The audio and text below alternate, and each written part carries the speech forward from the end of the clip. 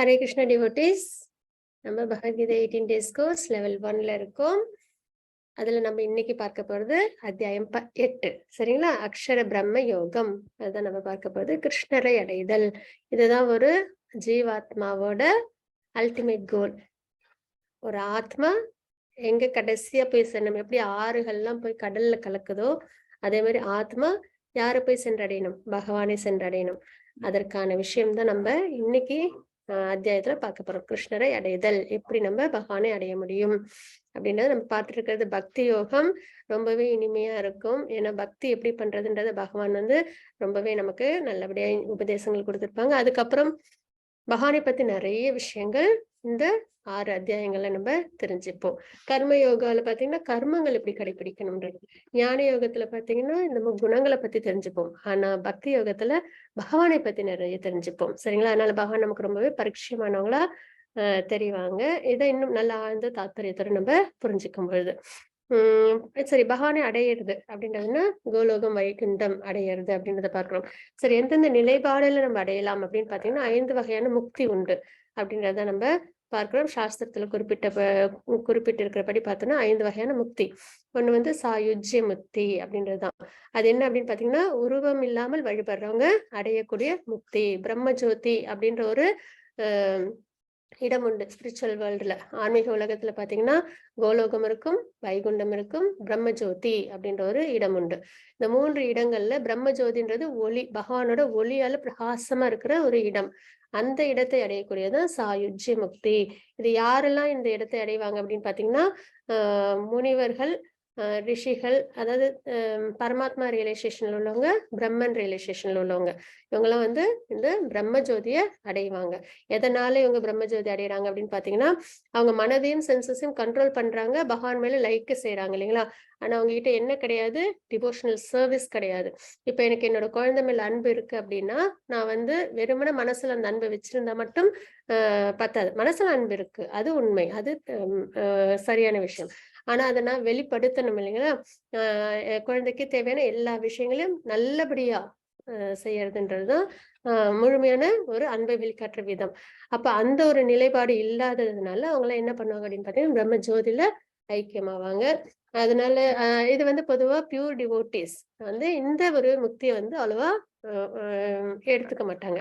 ஏன்னா அவங்களுக்கு பகவானுக்கு சேவை பண்றதுல ரொம்பவே ஈடுபாடு இருக்கும். சரிங்களா? அதுக்கப்புறம் பாத்தீங்கன்னா மத்த 4 வகையான முக்தி என்ன அப்படின்னு பார்த்தோம்னா சாரூபிய அப்படின்றது பகவானோட உருவத்திலே நமக்கும் நாமும் இருப்போம். சரிங்களா? ஆனா ஒரு 2 வித்தியாசங்கள் இருக்கும். பகவானுக்கு கௌஸ்துப மணியும் ஸ்ரீவத்சமும் இருக்கும், நமக்கு அது இருக்காது. சரிங்களா? அப்ப பகவானோட ரூபத்துல இருக்கணும் அப்படின்னு விருப்பப்படுறவங்க சாரூபிய முக்திய அடைவாங்க. பகவானோட ரூபத்தை நினைச்சு மெடிடேட் பண்றவங்க சாரூபிய முக்தி அடைவாங்க. அதே சாமிப்பிய அப்படின்றது பகவானுக்கு உதவக்கூடிய பொருட்கள், பகவானுக்கு சேவை செய்யக்கூடிய பொருட்களா இருப்பாங்க அப்படின்றது. ரொம்ப அதாவது பகவானுக்கு க்ளோஸ் அசோசியேஷன்ல இருப்பாங்க. அதான் சாமிப்பிய அப்படின்ற முக்தி. சரிங்களா? பகவானுக்கு பக்கத்துல உள்ள வஸ்துக்கள் அப்படின்னு சொல்லலாம். ஏன்னா கோலோகத்துல வைகுண்டத்துல பாத்தீங்கன்னா சித்து அச்சித்து ரெண்டுத்துக்குமே கான்சியஸ்னஸ் உண்டு. இப்ப இங்க பாத்தீங்கன்னா நம்மளுக்கு இந்த லேப்டாப், நம்ம போனு, புக்கு இதுக்கெல்லாம் கான்சியஸ்னஸ் கிடையாது இல்லைங்களா? ஆனா ஸ்பிரிச்சுவல் உலகத்துல பாத்தீங்கன்னா எல்லாத்துக்குமே கான்சியஸ்னஸ் உண்டு. அப்போ அவங்க பகவானுக்கு பக்கத்துல உள்ள வஸ்துவா இருக்கிறது சாமிப்பியம். அதுக்கப்புறம் பாத்தீங்கன்னா சாஷ்டி அப்படின்றது அது என்ன அப்படின்னு பார்த்தோம்னா பகவானோட ஆப்புலன்சஸ் எல்லாமே நமக்கும் கிடைக்கும். 6 வகையான ஆப்புலன்சஸ் பார்த்தோம் இல்லைங்களா? அது எல்லாமே நமக்கும் உண்டு அப்படின்றதுதான். அப்புறம் சாலோக்கிய அது என்னன்னா பகவானோட லோக்கத்துல நம்மளும் இருக்கலாம். கோலோக்கத்துல விருப்பப்படுறாங்க, கிருஷ்ணரையே வழிபடுறவங்க கோலோக்கம் போவாங்க. நாராயண ரூபத்துல வழிபடுறவங்க, ஐஸ்வர்ய ரூபத்துல வழிபடுறவங்க வைகுண்டம் போவாங்க. சரிங்களா? அப்ப இந்த 5 வகையான முக்தி இருக்கு. இதுல 4 வகையான முக்தியில எதை வேணாலும் பியூர் டிவோட்டிஸ் அடைய விருப்பப்படுவாங்க. ஆனா இன்னுமே உன்னதமான டிவோட்டிஸ் அப்படின்னு அதாவது பெர்ஃபெக்ட் ஸ்டேஜ்ல உள்ளவங்க எனக்கு முக்தின்றது கூட வேண்டாம், எனக்கு பகவானுக்கு பக்தி சேவையில ஈடுபடணும். எங்க இருந்தாலும் பக்தி சேவை தான் பண்ண போறோம் இல்லைங்களா? இப்ப கோலோகம் வைகுண்டம் போனாலும் பகவானுக்கு சேவை தான் செய்ய போறோம். அது இருக்கிற இடம் எதுவா இருந்தாலும், அதாவது நரகத்துல இருந்தாலும் சரி, பூலோகத்துல இருந்தாலும் சரி, அதுக்கப்புறம் வந்து ஸ்பிரிச்சுவல் வேர்ல்டுல இருந்தாலும் சரி, எங்க இருந்தாலும் பகவானுக்கு சேவை செய்யும் பட்சத்துல எல்லா இடமுமே வைகுண்டம் தான், கோலோகம் தான். அப்போ அந்த நிலைப்பாட்டுல அவங்க என்ன பண்ணுவாங்க, பெர்ஃபெக்ட் ரிலேஷன், முழுமையான புரிதல் அப்படின்றது, எந்த இடத்துல இருந்தாலும் நான் பகவானுக்கு பக்தி சேவையில ஈடுபடணும் அப்படின்ற ஒரு எண்ணத்தோட பக்தி சேவையில ஈடுபடுறாங்க பாருங்க, அவங்கதான் வந்து பியூர் உன்னதமான நிலை அடைஞ்சவங்க அப்படின்றத நம்ம பார்க்கிறோம். சரிங்களா? இதுல பகவானோட ஆப்புலன்சஸ் எல்லாம் வந்து கிடைக்கும் அப்படின்னு பார்த்தோம். ஷாஷ்டி பொதுவா இப்போ நம்ம கீழே உள்ளவங்களுக்கு நம்ம என்ன பண்ண மாட்டோம், நம்ம கிட்ட உள்ள எல்லாத்தையும் கொடுக்க மாட்டோம் இல்லைங்களா? நமக்குன்னு கொஞ்சம் வச்சுட்டு நம்மளால முடிஞ்ச அளவுக்கு தான் கொடுப்போம். ஆனா பகவான் பக்தியில மட்டும் நம்ம வந்து நல்ல நிலைப்பாடோட இருந்துட்டோம் அப்படின்னா எல்லாத்தையுமே பகவான் நமக்காக கொடுப்பாங்க. அவங்களோட 6 ஆப்புலன்சஸ கூட நமக்காக கொடுப்பாங்க. அதனாலதான் பக்தி அவங்க அவ்வளவு சீக்கிரம் கொடுத்துட மாட்டாங்க. ஏன்னா பகவான் வந்து யாரு பக்தர்களா இருக்காங்களோ, உன்னதமான பக்தர்களா இருக்காங்களோ அவங்களோட கண்ட்ரோல்ல இருப்பாங்க. அதனாலதான் அவ்வளவு சீக்கிரம் அதை வந்து யாருக்கும் கிடைச்சிடாது. ஆனால் அந்த மாதிரி கிடைச்சது அப்படின்னா பகவானோட அந்த ஒரு பகவானுக்கும் அந்த ஆத்மாக்கும் உள்ள பந்தம் இருக்கு இல்லைங்களா, அது அவ்வளவு உன்னதமா இருக்கும். யசோதா அம்மாவுக்கும் பகவானுக்கும் உள்ள மாதிரி, ராதா ராணி அவங்களுக்கும் பகவானுக்கும் உள்ளது மாதிரி, கோபா கோபிஸோட பகவான் அவங்க 2 பேருக்குமான உறவு மாதிரி ரொம்பவே உன்னதமான பெர்ஃபெக்ஷனா இருக்கும். ஆனா அந்த நிலை அடையறதுக்கு நிறைய நம்ம என்ன பண்ணணும், டிவோஷனல் சர்வீஸ் பண்ணணும் அப்படின்னு நம்ம பார்க்கிறோம். இன்னைக்கு நம்ம பார்க்கிறது அத்தியாயம் 8, அக்ஷர பிரம்ம யோகம், கிருஷ்ணரை அடைதல். ஹரே கிருஷ்ணா. லலிதா மாதாஜி மங்களாச்சரணம் வாசிச்சிடலாங்களா? ஹரே கிருஷ்ணா மாதாஜி. ஹரே கிருஷ்ணா. ஓம் அஜ்ஞானதிமிராந்தஸ்ய ஞானாஞ்சனசலாகயா சக்ஷுர உன்மிலிதம் ஏன தஸ்மை ஸ்ரீ குரவே நமः. ஸ்ரீ சைத்தன்ய மனோபீஷ்டம் ஸ்தாபிதம் ஏன பூதலே ஸ்வயம் ரூபகதா மஹ்யம் ததாதி ஸ்வபதாந்திகம். வந்தேகம் ஸ்ரீ குரோ ஸ்ரீயுதபத கமலம் ஸ்ரீ குரூன் வைஷ்ணவாம் ச ஸ்ரீ ரூபம் சாக்ரஜாதம் சகண ரகுநாதான்விதம் தம் சஜீவம் சாத்வைதம் சாவதூதம் பரிஜன சகிதம் கிருஷ்ண சைதன்ய தேவம் ஸ்ரீ ராதா கிருஷ்ண பாதான் சகண லலிதா ஸ்ரீ விஷாகான்விதாம் ச. ஹே கிருஷ்ணா கருண சிந்தோ दीनबंधो जगत्पते गोपेशा गोपिका कांता राधा कांता नमोस्तुते. तप्त कांचन गौरंगी राधे वृंदावनेश्वरी विषभानुसुते देवी प्रणमामि हरिप्रिये. वाञ्छकल्पतरुभ्य च कृपा सिन्धुभ्य च पतितानां पावनेभ्यो वैष्णवेभ्यो नमो नमः. नमः ओं विष्णुपादाय कृष्ण प्रेष्ठाय भूतले श्रीमते भक्ति वेदांत स्वामिनिति नामिने. नमस्ते सरस्वती देवी गौरवाणी प्रसारिणे निर्विशेष शून्यवादी पश्चात्य देशधारिणे. जय श्री कृष्ण चैतन्य प्रभु नित्यानंद श्री अद्वैत गदाधर श्रीवासादि गौर भक्त वृंदा. हरे कृष्ण कृष्ण कृष्ण हरे हरे हरे राम राम राम हरे हरे. हरे कृष्ण कृष्ण कृष्ण हरे हरे हरे राम राम राम हरे हरे. हरे कृष्ण कृष्ण कृष्ण हरे हरे हरे राम राम राम हरे हरे. ओम नमो भगवते वासुदेवाय. हरे कृष्णा माताजी. Hare Krishna Mataji. Thank you so much Mataji. Hare Krishna devotees. நம்ம இன்னைக்கு அத்தியாயம் 8 பார்க்க போறோம். அதுக்கு முன்னாடி அத்தியாயம் 7 சுருக்கம் என்ன அப்படின்றத பார்த்தலாம். கிருஷ்ணா பற்றிய அறிவின் மகிமை, கிருஷ்ணரை பற்றிய அறிவின் மகிமை 7.1 to 7.3 வரைக்கும் கஷ்டின் மாம் வேதி தத்வதக அப்படின்ற ஸ்லோகத்தின் மூலியமா நம்ம பார்த்தோம். பகவான் கிருஷ்ணர் ஆற்றல் பற்றிய அறிவு 7.4 to 7.12 வரைக்கும் பிரகிருதி மித்திமை பராம் அப்படின்ற ஸ்லோகத்தின் மூலியமா நம்ம தெரிஞ்சுக்கிட்டோம். பகவான் கிருஷ்ணரிடம் சரணடைதல் 7.13 to 7.19 வரைக்கும் மாம் ஏவ ஏ பிரபத்யந்தி அப்படின்ற ஸ்லோகத்தின் மூலமா நம்ம பார்த்தோம். தேவதேவி வழிபாடு அந்த முறை அது என்ன அப்படின்றத நம்ம பார்த்தோம். 7.20 to 7.25 வரைக்கும் மறைவ விஹிதான் ஹி தான் அப்படின்ற ஸ்லோகத்தின் மூலியமாக. அப்ப நேற்றுக்கு கண்டென்ஸ்டா என்ன பார்த்தோம் 7வது அத்தியாயத்துல அப்படின்னு பாத்தீங்கன்னா, பகவானை பத்தின விஷயங்கள் அது நல்லபடியா நம்ம கேட்கணும். கேட்கும் சக்தி தான் ரொம்பவே சென்சிட்டிவானது. அதுதான் வந்து நம்மளுக்கு ஸ்பிரிச்சுவல் ப்ராக்ரஸ கொண்டு வரும். நம்ம மனதில் உள்ள அழுக்குகளை எல்லாம் போக்கி, சந்தேகங்களை எல்லாம் விலக்கி, நம்ம பாபங்களை எல்லாம் தொலைக்கும். அதுக்கப்புறம் நம்ம ஆன்மீகத்துல பகவான் மேல நம்பிக்கையோட நல்லபடியா டிவோஷனல் சர்வீஸ்ல நம்மளால ஈடுபட்டு பகவானை அடைய முடியும் அப்படின்ற ஒரு விஷயத்த நம்ம பார்த்தோம். அதுக்கப்புறம் பாத்தீங்கன்னா கிருஷ்ணரின் ஆற்றல் 3 ஆற்றல் இருக்கு அப்படின்றத பார்த்தோம். ஒண்ணு ஆன்மீக ஆற்றல், அப்புறம் இந்த ஜட சம்பந்தப்பட்ட விஷயம், அதாவது 8 விஷயங்கள் உண்டு அப்படின்னு பார்த்தோம்னா பஞ்சபூதங்கள், அப்புறம் மனம், புத்தி, அகங்காரம். அதுக்கப்புறம் பாத்தீங்கன்னா மிடில் மார்ஜினல் எனர்ஜியா நம்ம வந்து லிவிங் என்டிட்டியை பார்த்தோம். அது ஜட சக்தியோட உயர்ந்தது அப்படின்றத பார்த்தோம். ஆனா இந்த ஜட சக்தி அது தன்னோட சுயநலத்திற்காக பயன்படுத்துது, அதனால பந்தப்பட்டிருக்குன்றத பார்த்தோம். அப்போ இந்த முக்குணங்களோட சம்பந்தப்படும் போது நம்மளுக்கு இதுல இருந்து வெளியில வர்றது ரொம்பவே சிரமமானது. அப்ப எப்படி அதுல நம்ம வெளியில வரலாம் அப்படின்றத தெய்வீம் ஹேஷா குணமயி அப்படின்ற ஸ்லோகத்தின் மூலியமா நம்ம தெரிஞ்சுக்கிட்டோம். பகவானை சரணடைகிறதன் மூலியமா, பக்தி சேவையில் ஈடுபடுறதன் மூலியமா மட்டுமே இந்த முக்குணங்கள்ல இருந்து, இந்த ஜட சக்தியில இருந்து நம்மளால வெளியில வர முடியும் அப்படின்ற மார்க்கத்தையும் பகவான் நமக்கு அந்த ஸ்லோகத்துல குறிப்பிட்டிருந்தாங்க. அப்போ பகவான்கிட்ட பக்தி செய்யணும்ன்றதை தெரிஞ்சுக்கிட்டோம். அப்ப யாரு 4 பேர் பக்தி சேவையில் ஈடுபட மாட்டாங்க, யாரு 4 பேர் பக்தி சேவையில் ஈடுபடுவாங்க அப்படின்றது நம்ம பார்த்தோம். அதுலயே ரொம்பவே உன்னதமானவங்க ஞானி அப்படின்றத நம்ம பார்த்தோம். அப்படிப்பட்டவங்க பகவானுக்கும் அவங்களுக்கு பகவானை ரொம்ப பிடிக்கும், பகவானுக்கும் அவங்களை ரொம்ப பிடிக்கும் அப்படின்னு நம்ம தெரிஞ்சுக்கிட்டோம். அப்புறம் தேவதேவ வழிபாடு. இப்போ இந்த மாதிரி ஒரு புரிதலோட பல ஜென்மங்களா எடுத்து அதுல பகவான் தான் சர்வ காரணன்ற தெரிஞ்சுட்டு பக்தி சேவையில் ஈடுபடுறவங்க தான் மிக உயர்ந்த ஆத்மா அப்படின்றத பார்த்தோம். ஆனா ஒரு சில விஷயத்துல என்ன பண்ணிடுவோம் அப்படின்னு பாத்தீங்கன்னா, இந்த ஜட உலகத்தில் உள்ள ஆசைகள்ல சம்பந்தப்பட்டிருக்கும் போது தேவதேவி வழிபாட்டை நம்ம பண்ணுவோம் அப்படின்றதையும் பார்த்தோம். அப்படிப்பட்ட வழிபாட்டில் கிடைக்கக்கூடிய பலன்கள் நித்தியமானதும் இல்லாது, நித்தியமானது கிடையாது, அப்புறம் ஒரு எல்லைக்கு உட்பட்டது அப்படின்றத பார்த்தோம். அப்ப பகவானை சரணடையும் போது அதுதான் இருக்கலே சிறந்த ஒரு விஷயம் அப்படின்னு பாபங்கள்லாம் தொலைஞ்சு நம்ம வந்து நிறைய சுக்ருதி செஞ்சிருக்கும் பட்சத்துல நம்மளால கிருஷ்ண பக்தியில ஈடுபட முடியும் அப்படின்னு நம்ம தெரிஞ்சுக்கிட்டோம். சரிங்களா? அப்புறம் கடைசி ஸ்லோகத்துல பகவான் என்ன குறிப்பிட்டிருந்தாங்க, மரண நேரத்தில் கூட நினைவில் கொள்ள முடியும் பக்தி சேவையில் ஈடுபடும் போது அப்படின்றத குறிப்பிட்டிருந்தாங்க இல்லைங்களா? இன்னைக்கு நம்ம அத்தியாயம் 8 பார்க்க போறோம்.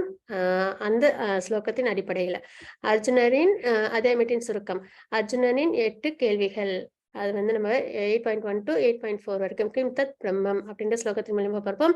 இறந்த நேரத்தில் கிருஷ்ணரை நினைவில் கொள்வது. 8.5 to 8.8 வரைக்கும் தஸ்மாத் சர்வேஷு காலேஷு அப்படின்ற ஸ்லோகத்தின் மூலம் நம்ம பார்ப்போம். யோக மிஸ்ரா பக்தியால் கிருஷ்ணரை நினைவில் கொள்வது. 8.9 to 8.13 ஓம் இதி ஏகாக்ஷரம் பிரம்ம அப்படின்ற ஸ்லோகத்தின் மூலமாக பார்க்கலாம். தூய பக்தியால் கிருஷ்ணரை நினைவுபடுத்துதல். 8.14 to 8.16 துக்காலயம் அசாஸ்வதம் அப்படின்ற ஸ்லோகத்தின் மூலம் நம்ம பார்ப்போம். பொருள் உலகம் மற்றும் ஆன்மீக உலகத்தில் உள்ள வித்தியாசங்கள் என்ன அப்படின்றது 8.17 to 8.22 வரைக்கும் பராஸ் தஸ்மத்து பாவோ நியோ அப்படின்ற ஸ்லோகத்தின் மூலமா நம்ம பார்ப்போம். கிருஷ்ணரை பெறுவதில் தூய பக்தியின் உச்சநிலை அப்படின்றது 8.23 to 8.28 வரைக்கும் அத்தியதிதத் சர்வம் இதம் அப்படின்ற ஸ்லோகத்தின் மூலமா நம்ம தெரிஞ்சுக்கலாம். ஹரே கிருஷ்ணா லலிதா மாதாஜி 7.29 30. ஜரா மரண மோக்ஷாய மாமாசித்ய யதந்தி யே தே பிரம்ம தத்வித்து கிருஷ்ணம் அத்யாத்மம் கர்ம சாக்கிலம் சாதி பூதாதி தெய்வம் மாம் சாதி யஜ்ஞம் ச யே விதுஹு பிரயாண காலேபி ச மாம் தே விதுர்யுக்த சேதசஹ. ஹரே கிருஷ்ணா. ஹரே கிருஷ்ணா மாதாஜி. இப்போ 7வது அத்தியாயத்துல பாத்தீங்கன்னா 29 30வது ஸ்லோகத்துல பகவான் இந்த விஷயங்களை குறிப்பிட்டிருந்தாங்க. சரிங்களா? அதி தெய்வம், அதி யஜ்ஞம், மரண காலத்தில் நினைவில் கொள்வது, இந்த மாதிரி விஷயங்கள், பிரம்மம், அதி ஆத்மா, இந்த உச்சரிப்புகளை குறிப்பிட்டிருந்தாங்க. அப்போ அர்ஜுனருக்கு அதற்கான அர்த்தங்கள் என்ன அப்படின்ற கேட்க முனைப்பு ஏற்பட்டுச்சு. அதனால பகவான் என்ன பண்றாங்க, 8 கேள்விகளை பகவான் கிட்ட கொடுக்குறாங்க அப்படின்னு நம்ம பார்க்கிறோம். மத்தது 8.1 8.2. ஓம் ஸ்ரீ பரமாத்மனே நமः. அத அஷ்டமோऽध्यायः அக்ஷர பிரம்ம யோகः. அர்ஜுன உவாச்ச கிம் தத் பிரம்ம கிமத்யாத்மம் கிம் கர்ம புருஷோத்தம அதிபூதம் ச கிம் ப்ரோக்தம் அதிதெய்வம் கிமுச்யதே அதியஜ்ஞ கதம் கோத்ரோ தேகேஸ்மின் மதுசூதன பிரயாண காலே ச கதம் கேயோசி நியதாத்மபிஹி. ஹரே கிருஷ்ணா. ஹரே கிருஷ்ண மாதாஜி. அர்ஜுனர் வினவினார், எம்பெருமானே, உத்தம புருஷரே, பிரம்மன் என்பது என்ன, அத்தியாத்மா என்பது என்ன, பலநோக்கு செயல்கள் யாவை, இந்த ஜட தோற்றம் என்ன, தேவர்கள் யாவர், இவற்றை தயவு செய்து எனக்கு விளக்குவீராக. மதுசூதனரே, யாகங்களின் இறைவன் யார், உடலில் அவர் எவ்வாறு வசிக்கின்றார், பக்தி தொண்டில் ஈடுபடுவோர் உம்மை மரண காலத்தில் எவ்வாறு அறிய முடியும் அப்படின்ற கொஸ்டின்ஸ்லாம் பகவான் கிட்ட குறிப்பிடுறாங்க. இதெல்லாம் இதான் இந்த அந்த 8 கேள்விகள். பிரம்மம் அப்படின்றது ஆத்மா, சரிங்களா? நம்ம ஜீவாத்மாக்கள், அதுதான் வந்து பிரம்மம் அப்படின்றது குறிப்பிட்டிருக்காங்க. ஆத்மா அதுவும் வந்து இந்த ஜீவாத்மா தான், சரிங்களா? அப்புறம் கர்மா, பொருள் உடலுக்கு வழிவகுக்கும் செயல்கள், இந்த ஜட உலகத்துல நம்ம செய்யற செயல்கள்லாம் இருக்கு இல்லைங்களா, அதுதான் கர்மா. ஆதிபூதா, அது பொருள் இயற்கை அப்படின்றத பார்க்கிறோம். ஆதி தெய்வா, இதில் அனைத்து தேவ தேவிகளும் அடங்கும். அதாவது பகவானோட விஸ்வரூப தரிசனத்தை இங்க குறிப்பிடுறாங்க. பகவானுக்குள்ளார எல்லா தேவ தேவிகளும் அடக்கம் அப்படின்றத பார்க்கிறோம். அது யக்ஞா அப்படின்றது பரமாத்மா, சரிங்களா? எந்த ஒரு யஜ்ஞங்கள் நம்ம செஞ்சாலும் அதை வந்து யார் அனுபவிக்கிறதுக்கு யார் அனுபவிக்கிறதுக்காக செய்யறோம் அப்படின்னு பாத்தீங்கன்னா பரமாத்மா தான் அது சென்றடையும். அது யக்ஞா எங்கே வசிக்கின்றார், அனைவரின் இதயத்திலும். இறக்கும் நேரத்தில் கிருஷ்ணரை நினைவில் கொள்வது எப்படி, வாழ்நாள் முழுவதும் பயிற்சி நினைவு அப்படின்றத நம்ம பார்ப்போம், சரிங்களா? பிரம்மம்ன்றது அழியாத இந்த ஜீவாத்மா, அதி ஆத்மா அப்படின்றதும் ஜீவாத்மா. அதுலயும் நம்ம நேத்திக்கு பார்த்தோம் இல்லையா, அதி ஆத்மா நம்மளுக்கு 3 கஷ்டங்கள் இந்த பொருள் உலகத்துல கிடைக்குது அப்படின்றத நேத்திக்கு நம்ம பார்த்தோம். அதி ஆத்மா, அதிபூத, அதி தெய்வா அப்படின்றது. அதி ஆத்மா அப்படின்றது நம்ம மனமும் நம்ம உடலும் கொடுக்குற தொந்தரவுகள். அதுக்கப்புறம் பாத்தீங்கன்னா அதிபூதா அப்படின்றது பிற உயிரினங்களால நமக்கு ஏற்படுற தொந்தரவுகள். அதி தெய்வா அப்படின்றது தேவர்கள்னால நமக்கு ஏற்படுற கஷ்டங்கள். ஆனா தேவர்கள்னால கஷ்டம் ஏற்படுது அப்படின்னா நம்ம இந்த இயற்கைய சீண்டும் பொழுது நமக்கு அந்த கஷ்டங்கள் ஏற்படும், சரிங்களா? மத்த உயிரினங்கள் மாதிரி இயல்பா நம்ம வாழ்க்கை நம்ம வாழாம நம்ம என்ன பண்ணுவோம், நமக்கு ஒரு சில நன்மைகள் ஏற்படுறதுக்காக, வசதிகளுக்காக நம்ம என்ன பண்ணுவோம், இந்த இயற்கையை நம்ம டிஸ்டர்ப் பண்ணுவோம் இல்லைங்களா, அதனால ஏற்படுற கஷ்டங்கள். அதுக்கப்புறம் அதி யக்ஞான்றது பரமாத்மா அப்படின்ற நம்ம இங்க பார்க்கிறோம். அப்புறம் அதி யக்ஞா எங்க இருக்கிறார், அனைவரின் இதயத்திலும். பரமாத்மா எல்லாரோட இதயத்திலும் இருக்காங்க அப்படின்றத நம்ம தெரிஞ்சுக்கிறோம். இறக்கும் நேரத்தில் கிருஷ்ணரை எப்படி நினைவில் கொள்வது, வாழ்நாள் முழுவதும் பயிற்சி அப்படின்றதான் இங்க தாத்பரியம். இதுதான் நம்ம கடைபிடிக்க வேண்டிய ஒரு முக்கியமான விஷயம். ஏன்னா இறக்கும் தருவாயில நம்ம யாரை நினைக்கிறோமோ அவங்களே அடைவோம் அப்படின்றதான் தாத்பரியம். இப்ப இந்த உலகத்துல இறக்கும் தருவாயில என்ன ஏற்படும் அப்படின்னு பாத்தீங்கன்னா, நம்ம எதை ரொம்ப ஆழ்ந்து யோசிச்சு ஆசைப்படுறோமோ அதுதான் நம்மளுக்கு மரண நேரத்துல நினைவுல வரும் ஆட்டோமேட்டிக்கா. சிலவங்களும் தூங்கி ஏந்திரிக்கும் போதே பாத்தீங்கன்னா ஒரு பெரிய கஷ்டத்துல இருக்காங்க அப்படின்னா தூங்கி ஏஞ்சோடனே அவங்க திடுக்குன்னு அந்த ஞாபகம் தான் வரும், அந்த நினைவில் தான் அவங்க ஏந்திரிப்பாங்க இல்லைங்களா? அப்ப ஆழ்ந்து மனத்தை பாதிக்கிற ஒரு விஷயம் தான் இறக்கும் நேரத்துல நமக்கு நினைவுல வரும். அப்போ நம்ம என்ன மாதிரி விஷயத்த நம்ம மனசுல நினைச்சுக்கிட்டே இருக்கணும், பகவானே நினைச்சுக்கிட்டே இருக்கணும். பகவானு பக்தி சேவை மூலியமா பகவான் மீது மனதை நிலைநிறுத்தி பகவானுக்கு பக்தி சேவையில நம்ம வாழ்நாள் முழுவதும் பயிற்சி எடுக்கும்போது என்ன ஆகும், இறக்கும் நேரத்துல நம்மளால பகவானை நினைவில் கொள்ள முடியும் அப்படின்றத நம்ம இங்க பாக்குறோம். அப்ப ஆழ்ந்த சிந்தனை பகவானை நம்ம மனதுல நல்லபடியா கொண்டு வரணும்ன்றதுதான். அப்ப இதுல வந்து கேரண்டி இருக்கா அப்படின்னு பாத்தீங்கன்னா, நம்மளோட பிரயத்தனம் இருந்தது அப்படின்னா கண்டிப்பா பகவான் அனுகிரகம் கண்டிப்பா கிடைக்கும். நம்ம மறந்தாலும் பகவான் கண்டிப்பா நம்ம நினைவுல வருவாங்கன்றதுதான் எல்லா டிவோட்டிஸோட ஒரு புரிதலும் கூட, சரிங்களா? அப்ப வாழ்நாள் முழுவதும் பயிற்சி, கடைசி காலத்துல நம்ம பார்த்துக்கலாம் அப்படின்னு இல்லாம நம்ம எப்போ இந்த புரிதலுக்கு வரோமோ பகவான் தான் நித்தியமானவங்க, நம்ம பகவானை அடையணும் அப்படின்ற எண்ணம் வரும் அந்த நிமிஷத்துல இருந்து நம்ம என்ன பண்ணிடணும், பகவானுக்கு பக்தி சேவையில பகவான் மீது மனதை நிலைநிறுத்தி நம்ம ஈடுபடணும் அப்படின்றத நம்ம தெரிஞ்சுக்கிறோம். மத்தது 8.3 ஸ்ரீ பகவான் உவாச்ச அக்ஷரம் பிரம்ம பரமம் स्वभावोऽध्यात्ममुच्यते भूतभावोद्भवकरो विसर्ग कर्म संकितः. हरे कृष्णा. ஹரே கிருஷ்ண மாதாஜி. புருஷோத்தமரான முழுமுதற் கடவுள் கூறினார், பிரம்மன் எனப்படுவது அழிவற்றதும் உன்னதமானதும் ஆகும். அதன் ஸ்வரூபமானது நித்திய இயற்கையான ஜீவாத்மா, அத்யாத்மா என்று அழைக்கப்படுகின்றான். ஜீவாத்மா தான் அத்யாத்மா என்றும் அழைக்கப்படுகின்றான்றதை பார்க்கிறோம். ஜீவாத்மாவின் ஜட உடலை வளர்க்கும் செயல்கள், இந்த ஜீவாத்மா ஒரு ஜட உடல்ல இருக்கு இல்லைங்களா, அந்த உடலை வளர்க்கும் செயல்கள் கர்மா, பலன் நோக்கு செயல்கள் என்று அழைக்கப்படுகின்றன அப்படின்றத இந்த ஸ்லோகத்துல நம்ம பார்க்கிறோம். மற்றது 8.4 அதி அதிபூதம் சரோ பாவ புருஷாதி தெய்வதம் அதியோகமே பாத்ர தேகே தேக பிருத்தாம்பர. ஹரே கிருஷ்ணா. ஹரே கிருஷ்ண மாதாஜி. உடல் பெற்ற ஆத்மாக்களில் சிறந்தவனே, எப்பொழுதும் மாறிக்கொண்டுள்ள பௌதீக இயற்கை. இந்த இயற்கை நித்தியமானது, ஜட உலகம் நித்தியமானது. ஆனா எது மாறிக்கிட்டே இருக்கும்? அதில் உள்ள செயல்பாடுகள் மாறிக்கிட்டே இருக்கும். சரிங்களா? எப்பொழுதும் மாறிக்கொண்டுள்ள பௌதீக இயற்கை அதிபூத்த எனப்படும். சூரியன், சந்திரன் போன்ற அனைத்து தேவர்களும் அடங்கிய பகவானின் விஸ்வரூபம் அதிதெய்வ எனப்படும். மேலும் உடல் பெற்ற அனைத்து ஜீவன்களின் இதயத்திலும் பரமாத்மாவாக வீற்றிருக்கும் பரம புருஷனாகிய நான். நிறைய இடத்துல பகவான் இதை குறிப்பிட்டிருப்பாங்க. எல்லாருடைய இதயத்திலும் பகவான் எப்படி இருக்காங்க? பரமாத்மாவா இருக்காங்க அப்படின்றது. அந்த ஒரு உணர்வு நமக்கு வந்துடுச்சு அப்படின்னா கூட நம்மளால பகவானோட நல்லபடியா பந்தத்தை ஏற்படுத்திக்க முடியும். சரிங்களா? அப்ப எல்லோருடைய இதயத்திலும் பரமாத்மாவாக வீற்றிருக்கும் பரம புருஷனாகிய நான் அதி யஜ்ஞ யாகத்தின் இறைவன் என்று அழைக்கப்படுகின்றேன் அப்படின்றது இந்த ஸ்லோகத்துல நம்ம பார்க்கிறோம். ஹரே கிருஷ்ண மாதாஜி. 8.5 அந்த காலே ச மாமேவ ஸ்மரன் முக்த்வா கலேவரம் யப்ரயாதி சமத்பாவம் யாதி நாஸ்த்யத்ர சம்சயः. ஹரே கிருஷ்ணா. ஹரே கிருஷ்ண மாதாஜி. மேலும் தனது வாழ்வின் இறுதி காலத்தில் யாராவது என்னை மட்டும் எண்ணிக்கொண்டு உடலை விட்டால் உடனடியாக அவன் என்னுடைய இயற்கையை அடைகின்றான். இதில் சிறிதும் சந்தேகம் இல்லை அப்படின்றத பகவான் குறிப்பிட்டிருக்காங்க இந்த ஸ்லோகத்துல. சரிங்களா? நிறைய இடத்துல அஷூரன்ஸும் கொடுத்திருப்பாங்க பகவான். இதை செஞ்சா கண்டிப்பா இது நடக்கும் அப்படின்ற பட்சத்துல இந்த ஸ்லோகத்துல பகவான் என்ன சொல்லியிருக்காங்க?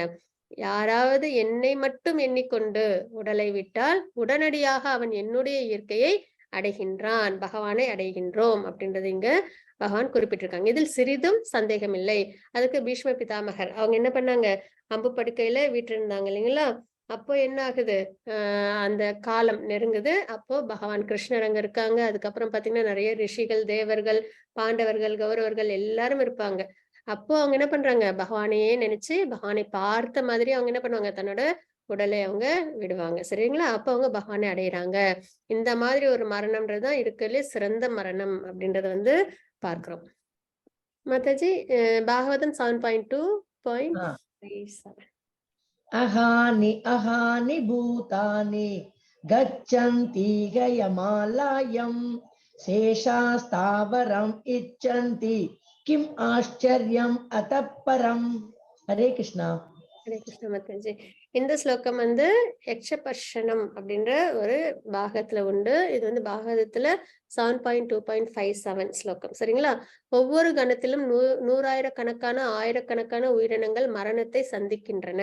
ஆனால் இது ஒரு முட்டாள்தனமான வாழ்க்கையாக இருப்பினும் தன்னை மரணமற்றது என்று நினைத்து மரணத்திற்கு தயாராக இல்லை. இது இந்த உலகின் மிக அற்புதமான விஷயம் அப்படின்னு நம்ம பார்க்கிறோம். சரிங்களா? நம்ம ஒரு ஊருக்கு போறோம் அப்படின்னா நம்ம என்ன பண்ணுவோம்? அதுக்கான ஏற்பாடுகளை நம்ம செஞ்சுப்போம் இல்லைங்களா? இப்ப நம்ம ஒரு ட்ரெயின்ல போறோம், ஏரோப்ளேன்ல போறோம், பஸ்ல போறோம் அப்படின்னா அதற்கான தேவையான விஷயங்களை நம்ம எடுத்து வச்சுப்போம். அதுக்கு தேவையான டிக்கெட் எல்லாத்தையும் நம்ம ரிசர்வ் பண்ணியிருந்தோம்னா அதெல்லாம் எடுத்து வச்சுட்டு நம்ம என்ன பண்ணுவோம்? தயாரா நம்ம கிளம்புவோம். அதே மாதிரிதான் இங்க என்ன பார்க்கிறோம்? நம்ம 100,000 கணக்கான ஆயிரக்கணக்கான உயிரினங்கள் மரணத்தை சந்திக்கிறத நம்ம பார்க்கிறோம். நம்மளும் நிறைய மரணம் ஏற்பட்ட இடத்துல நம்மளும் போயிட்டு வந்திருப்போம் இல்லைங்களா? போகும்போது அவங்க என்ன பண்ணுறது இல்ல, வாழ்க்கையில போராட்டத்தை எல்லாம் அனுபவிச்சு அவங்க வாழ்க்கை வாழ்ந்திருப்பாங்க. ஆனா எல்லாமே இந்த ஜட உலக சம்பந்தப்பட்ட விஷயத்துல அவங்க தன்னோட வாழ்க்கையை அர்ப்பணிச்சிருப்பாங்க. ஆனா போகும்போது எதையாவது அவங்க எடுத்துட்டு போனாங்களா, மரணம் வரும்போது எல்லாமே முடிஞ்சிருது. இந்த ஜட உடலை கூட அவங்களால எடுத்துட்டு போக முடியறது இல்லை. இந்த ஜட உடலுக்கான நிறைய சம்பந்தப்பட்ட விஷயங்கள், சென்ஸ் கிராட்டிபிகேஷன்லாம் அவங்க பண்ணிருப்பாங்க இல்லைங்களா? சொகுசான வாழ்க்கையெல்லாம் வாழ்ந்திருக்கணும் அப்படின்ற ஒரு எண்ணத்தோட அவங்களோட நிறைய இந்த மாதிரி. ஆனாலும் போகும்போது என்ன பண்றது இல்ல, எதையுமே எடுத்துட்டு போக முடியறது இல்ல. அது மாதிரி மரணமும் ஏற்படாம யாராவது இன்னைக்கு வரைக்கும் இருந்திருக்காங்களான்னா கிடையாது. எல்லாருக்கும் மரணம், பிறப்புன்னும் போது மரணம்ன்றது நிச்சயமா இருக்குன்றது நமக்கு நிச்சயமா தெரியுது. ஆனா இது யாருமே என்ன பண்றது இல்ல, உணர்றது இல்ல. உணராம நம்ம வாழ்க்கைய நமக்கு மரணமே கிடையாது, நம்ம நித்தியமா இந்த உலகத்திலேயே இருக்க போறோம், நித்தியமா நம்ம கூட உள்ள எல்லாருமே நம்ம கூட தான் இருக்க போறாங்க அப்படின்ற ஒரு எண்ணத்திலேயே நம்ம வாழ்க்கையை நம்ம வாழ்ந்துட்டு இருக்கோம் இல்லைங்களா? அதுதான் இருக்கலே மிகப்பெரிய அறியாமை. அப்படின்னும் போது மரணத்திற்கு தயார் அப்படின்ற மாதிரி தயார்படுத்தணும் அப்படின்ற ஒரு எண்ணத்துல இல்லாம வாழறதுதான் மிக அற்புதமான விஷயம் அப்படின்றது யுதிஷ்டிர மகாராஜர் குறிப்பிடுறாங்க. பாகவதத்துல பாத்தீங்கன்னா நிறைய டிவோட்டிஸ் வந்து அவங்களோட எல்லா விஷயங்களையும் இந்த மாதிரி நிறைய உன்னதமான விஷயங்களும் ஷேர் பண்ணிருப்பாங்க. இதெல்லாம் படிக்கும்போது நமக்கு அந்த ரியலைசேஷன்ஸ் ஏற்படும். அந்த மாயையிலேருந்து நம்மளால வெளியில வர முடியும். அப்ப நம்ம என்ன பண்ணணும்? மரணத்திற்கு தேவையான விஷயம் போது நம்ம இந்த ஜட வாழ்க்கையிலே நிறைய நம்ம ஈடுபடாம நித்தியமானது எது? ஆத்மா. அப்ப ஆத்மாவுக்கு சம்பந்தப்பட்ட விஷயம் பக்தி சேவை.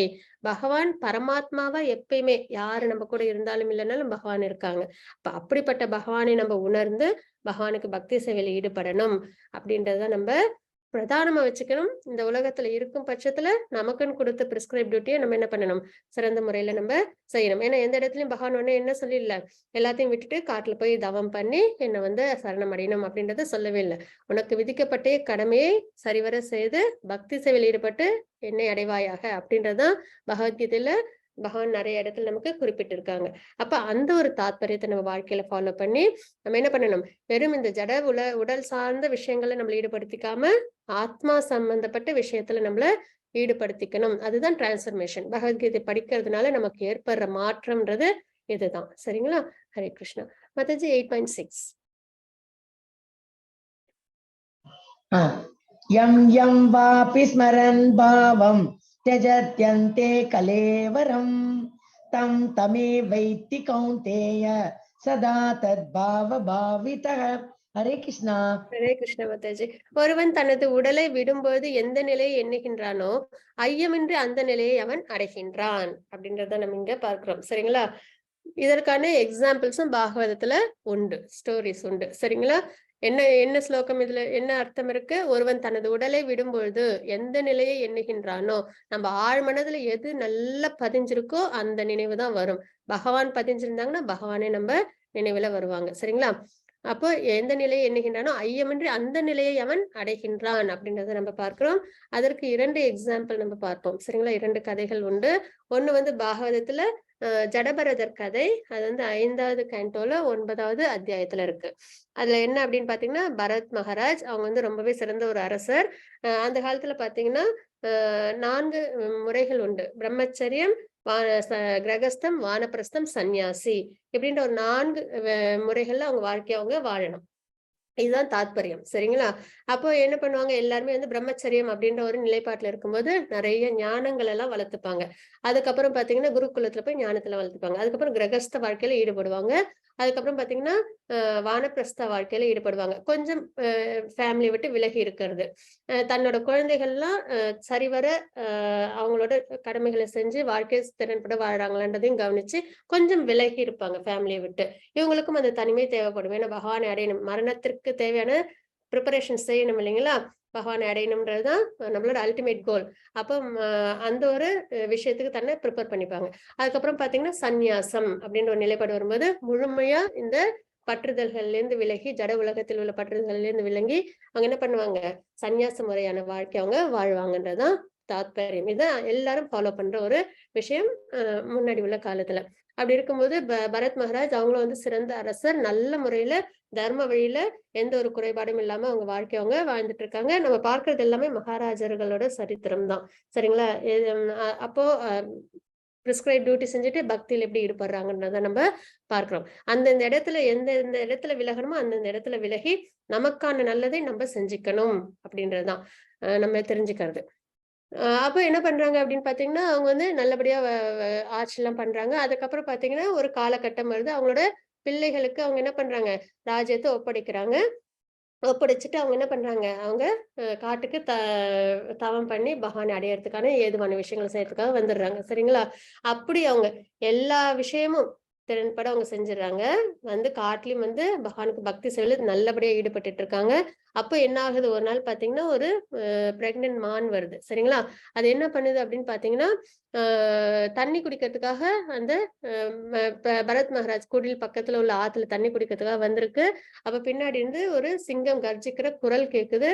அது கேட்ட உடனே என்ன பண்ணிடுது? அந்த மான் பயந்த சுபாவம் இல்லைங்களா? டக்குன்னு என்ன பண்ணிடுது, அந்த தண்ணிக்குள்ளார விழுந்துருது. அது விழுந்த உடனே அந்த பயத்துல அதுக்கு அந்த குட்டி மானும் பிறந்துடுது. அப்போ அந்த தண்ணியில இருந்து தாய்மான் வந்து அடிச்சுட்டு போயிட்டு இருக்கு. அப்ப பரத் மகாராஜ் அங்க இருக்காங்க. அவங்க பார்த்தோன்னே என்ன பண்றாங்க, பக்தர்கள் எப்பயும் காருண்ய குணத்தோட இருப்பாங்க இல்லைங்களா? உடனே போய் அந்த மானையும் அந்த குட்டி மானையும் காப்பாத்த முயற்சி பண்றாங்க. ஆனா அந்த பெரிய மான காப்பாத்த முடியல. குட்டி மான மட்டும்தான் அவங்களால காப்பாத்த முடிஞ்சது. சரி, அதை எடுத்துட்டு வந்து என்ன பண்றாங்க, வளர்க்க ஆரம்பிக்கிறாங்க. சரிங்களா? அது தாய் இல்லாத இருக்கிறதுனால அதுக்கு தேவையான எல்லா விஷயங்களும் ரொம்ப அதுக்கு பார்த்து பார்த்து கவனமா அதுக்கு குடுக்குறாங்க. இப்ப என்ன ஆயிருது, அவங்களுக்கு பக்தி சேவையில இருந்த அந்த நிலைப்பாடு கொஞ்சம் என்ன ஆயிருது, அந்த அட்டாச்மெண்ட் எங்க வந்துருது, அந்த மான் குட்டி மேல வந்துருது. எப்பயும் அந்த மான பத்தியே நினைச்சிட்டே இருப்பாங்க. அது வந்து அதுக்கு தேவையான விஷயங்கள்லாம் செய்யறது. அதுக்கப்புறம் அது எங்கேயாவது வெளியில போச்சுன்னா அது பாதுகாப்போட இருக்கா, திரும்பி வந்துருமா அப்படின்ற ஒரு எண்ணத்தோட எல்லாம் அவங்க வந்து அவங்களோட வாழ்க்கைய வாழுறாங்க. சரிங்களா? ஆனா தன்னோட ராஜ்யம், தன்னோட குழந்தைகள், மனைவி எல்லாத்தையும் விட்டுட்டு வந்துட்டாங்க. ஆனா இந்த குட்டி மான் மேல அவங்களுக்கு என்ன ஏற்பட்டுருது, பற்றுதல் ஏற்பட்டுருது. இப்படி அவங்க இருக்கும்போது ஒரு நாள் அந்த மான் போனது திரும்பி வரவே இல்ல. உடனே இவங்களுக்கு ரொம்பவே அது மேல அ வருத்தம் ஏற்பட்டுருது. அதுக்கு ஏதோ ஆபத்து வந்துச்சோ, அது ஏதோ மிருகம் அடிச்சு சாப்பிட்டுருச்சோ என்னமோ தெரியலையேன்ற அந்த கவலையிலயே அவங்க என்ன பண்ணிடுறாங்க, அந்த மான்குட்டிய நினைச்சுக்கிட்டு அவங்க தன்னோட உடல விட்டுடுறாங்க. சரிங்களா? அதனால அவங்களுக்கு என்ன ஏற்படுது அப்படின்னு பார்த்தீங்கன்னா, மரண தருவாயில அவங்க என்னத்த நினைச்சாங்க, அந்த மானை நினைச்சாங்க இல்லைங்களா? அடுத்த பிறவில அவங்க ஒரு மானா பிறக்குறாங்க. ஆனா அவங்க செஞ்ச அந்த டிவோஷனல் சர்வீஸ் இருக்கு இல்லைங்களா? அதோட சக்தியின் மூலியமா அவங்களுக்கு போன ஜென்மத்துல என்ன நடந்ததுன்றது அவங்களுக்கு நினைவுல வருது. சரிங்களா?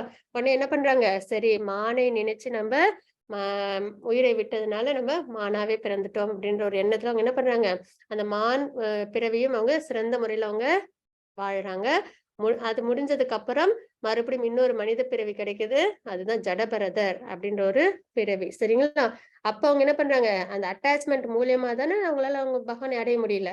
அந்த மான்குட்டி மேல ஏற்பட்ட அந்த ஈர்ப்புனால. அதனால அவங்க என்ன பண்றாங்க, அந்த ஜடபரதர் அப்படின்ற பிறவியில அவங்க யாரு மேலயும் பற்றுதலே ஏற்படுத்திக்கவே இல்ல. தனிமையிலே இருந்தாங்க அவங்க. கிட்டத்தட்ட அவங்கள பார்த்தீங்கன்னா, அவங்க இப்ப அவங்க வீட்ல ஏதாவது ஒண்ணு சொன்னாங்கன்னா, அதுக்கு ஆப்போசிட்டா செய்வாங்க. அதனால அவங்கள எல்லாரும் வந்து ஒரு மேட் பெர்சன் அப்டின்னே வந்து நினைப்பாங்க. சரிங்களா? அ அந்த மாரி நினைச்சாலும் பரவால்ல. ஆனா நமக்கு யார் மேலயும் பற்றுதல் ஏற்படக்கூடாதுன்னு தன்னை விலக்கியே வச்சிருந்தாங்க அந்த உலகத்திலிருந்து. அப்போ ஒரு நாள் அவங்க இருக்கும்போது என்ன ஆகுது அப்படின்னு பார்த்தீங்கன்னா, ரகுகர்ணர் அப்படின்ற ஒரு ராஜா வந்து பல்லக்குல வராங்க. அவங்க பல்லக்கு தூக்கத்துக்கு ஒரு ஆள் குறைஞ்சாங்க. உடனே சரின்னு ஜடபரதர் அங்க இருக்காங்க. அவங்கள வந்து தூக்க சொல்றாங்க. ஜடபரதரும் போய் அந்த ராஜாவோட பல்லக்க தூக்குறாங்க. அப்போ கீழ எறும்புகள்லாம் இருந்தது. அதெல்லாம் மிதிக்காம இருக்கணும்ன்றதுக்காக என்ன பண்றாங்க அவங்க, தாண்டி தாண்டி போறாங்க. இதனால அந்த பல்லக்கு குலுங்க ஆரம்பிக்குது. உடனே அந்த ரகுகர்ணர் அவங்களுக்கு கோபம் வந்துருது. வந்து "நீ வந்து உனக்கு பல்லக்கு கூட தூக்க தெரியாதா?" அப்படின்னு சொல்லி அவங்கள கடுமையா பேசுறாங்க. அப்போ ஜடபரதர் வந்து சொல்றாங்க. ஆத்ம தத்துவத்த அவங்களுக்கு விளக்கி குடுக்குறாங்க. சரிங்களா? அத கேட்டதுக்கு அப்புறம் ரகுகர்ணர் அவங்களுக்கும் வந்து அ புரிதல் ஏற்பட்டு, அவங்களும் வந்து பகவான் மேல பக்தி சேவையில ஈடுபடுறாங்க. ஜடபரதரும் பக்தி சேவையில ஈடுபட்டு 2 பேருமே லிபரேஷன் அடையறாங்க அப்படின்றத நம்ம இங்க பார்க்கிறோம். அப்ப எவ்வளவுதான் சுகத்தை இந்த ஜட உலகத்துல தேடினாலும், அது நம்ம கூட நித்தியமா இருக்க போறதில்ல. இல்லைங்களா? இன்னொன்னு என்ன பார்க்கிறோம்? இறக்கும் தருவாயில யார நம்ம நினைக்கிறோமோ, அவங்களாவே நம்ப மாறுவோம் அப்படின்றத நம்ம இந்த ஸ்டோரியில நம்ம தெரிஞ்சுக்கிறோம். இதெல்லாம் தெரிஞ்சுக்கும் பட்சத்துல நமக்கு ஒரு புரிதல் ஏற்படும் இல்லைங்களா? அப்ப நம்ம பகவானை நம்மளோட இதயத்துல நித்தியமா கொண்டு வரணும்ன்றத நம்ம தெரிஞ்சுக்கிறோம். மத்தச்சு 8.7.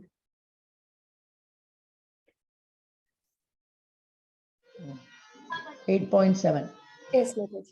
तस्मात् सर्वेषु कालेषु मामनुस्मर युध्य च मय्यर्पितमनो बुद्धिर् मामे वैश्यस्य संशयम्.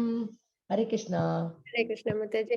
எனவே அர்ஜுனா, என்னை இந்த கிருஷ்ண உருவில் எப்பொழுதும் எண்ணிக்கொண்டு, அப்ப பகவானோட உருவம் மனசுல நிலை பெறணும் அப்படின்றது ரொம்ப முக்கியமான ஒரு விஷயம்.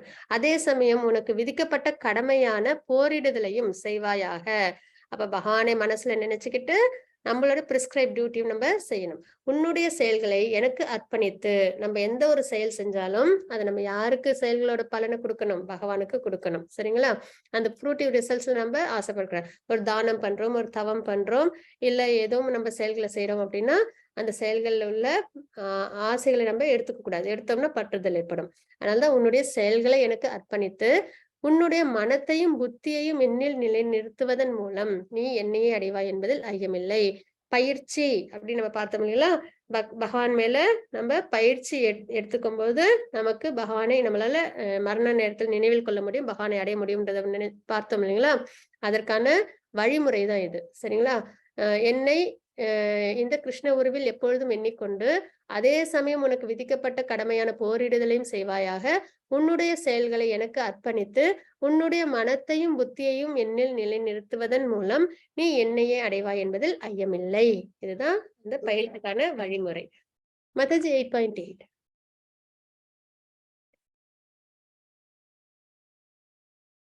லலிதா மதஜி 8.8.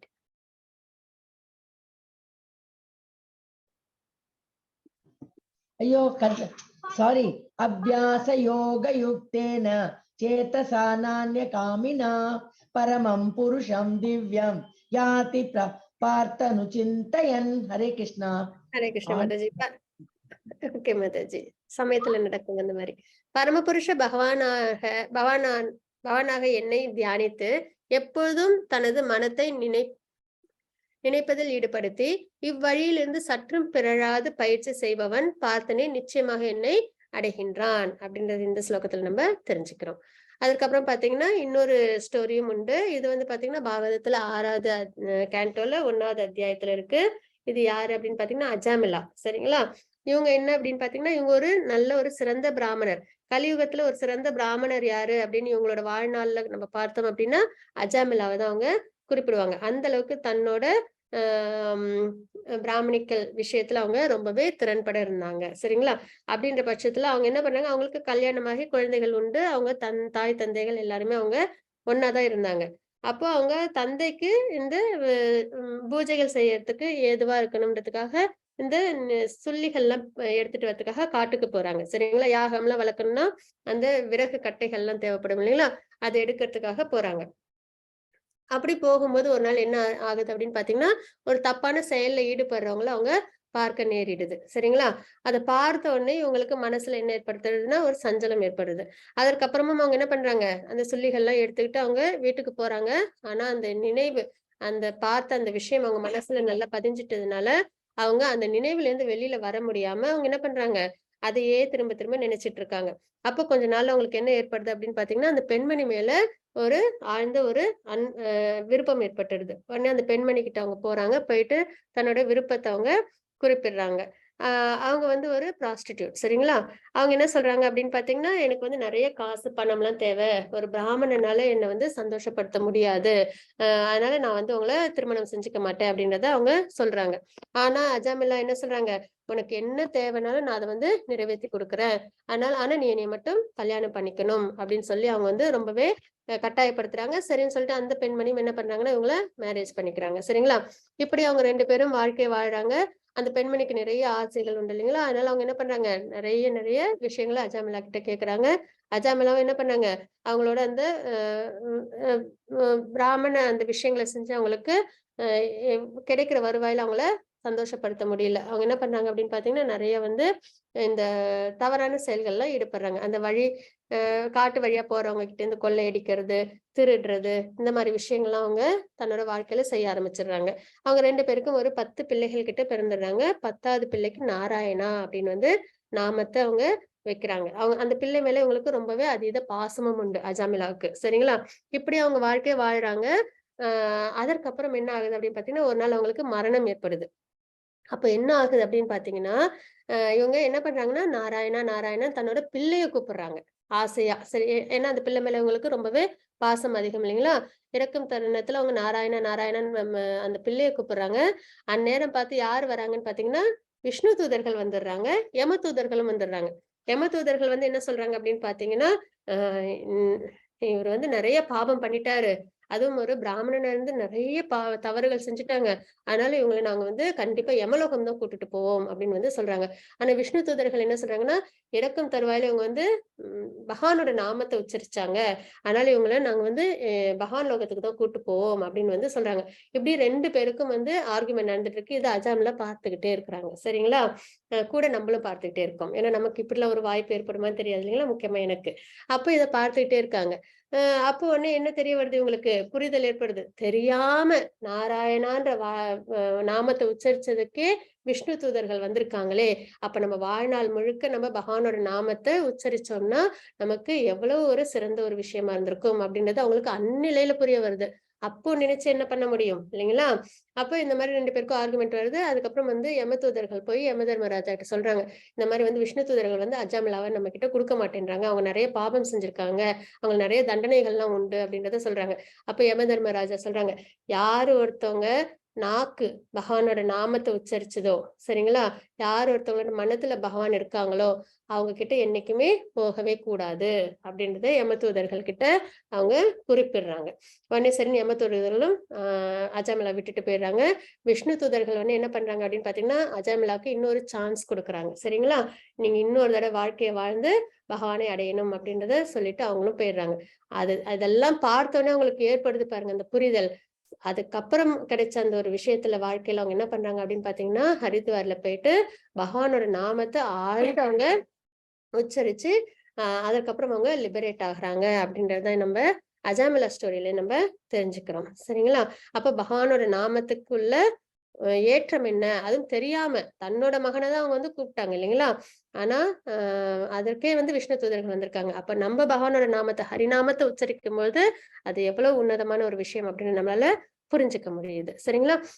இது வந்து நம்மளோட புரிதலுக்கான ஒரு மிக சிறந்த ஒரு பாஸ்ட் டைம் பாகவதத்துல உள்ள ஒரு கதை. அதாவது 8.9. 8.9. எஸ் மாதாஜி.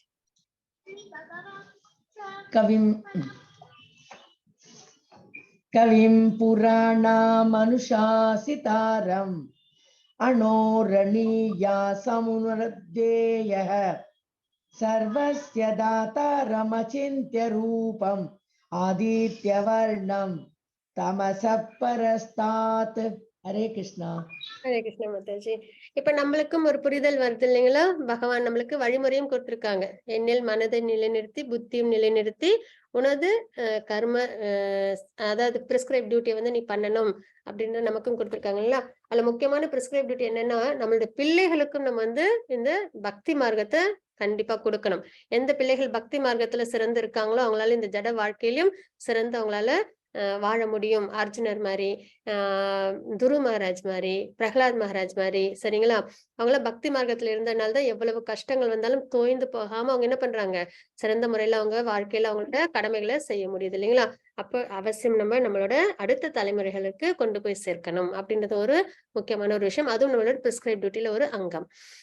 இந்த ஸ்லோகத்துல நம்ம என்ன பார்க்கிறோம் அப்படின்னு பாத்தீங்கன்னா, எல்லாம் அறிந்தவர், மிக பழமையானவர், கட்டுப்படுத்துபவர், அணுவை விட சிறியவர், எல்லாவற்றையும் பராமரிப்பவர், எல்லா பௌதிக கருத்துக்களுக்கும் அப்பாற்பட்டவர், புரிந்து கொள்ள முடியாதவர், ரூபமுடைய நபர், சூரியனை போன்று பிரகாசமானவர், ஜட இயற்கையை கடந்து உன்னதமானவர் என்று பரமபுருஷரை ஒருவன் தியானம் செய்ய வேண்டும். தியானம் செய்யணும் அப்படின்னு பார்க்கணும்ல, பகவானோட நாமத்தை உச்சரிச்சுட்டு பகவானை நம்ம தியானம் பண்ணணும்.